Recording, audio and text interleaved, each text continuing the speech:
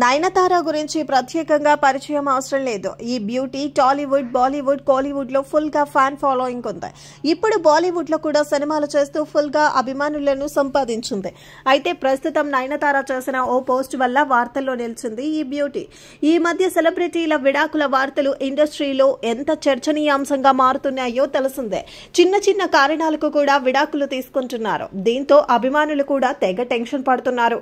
ఎందుకంటే గతంలో సమంత, నాగ చైతన్య విడాకుల వ్యవహారం దేశవ్యాప్తంగా చర్చనీయాంశంగా మారింది.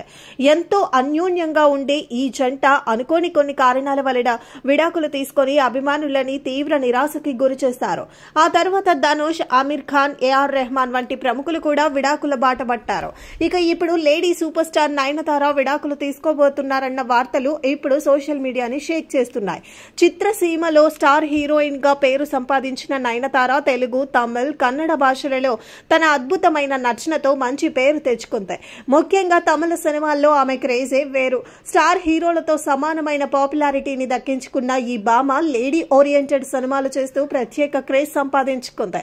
ఇక విఘ్నేష్ శివన్ అనే దర్శకుడిని ప్రేమించి వివాహం చేసుకున్న నయనతార సరోగసి ద్వారా 2 పిల్లలకి జన్మనిచ్చింది.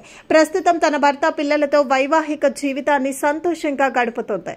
తాజాగా నయనతార తన సోషల్ మీడియాలో ఓ ఆసక్తికర పోస్టును షేర్ చేసి వైవాహిక జీవితం గురించి కొన్ని కామెంట్స్ చేసింది.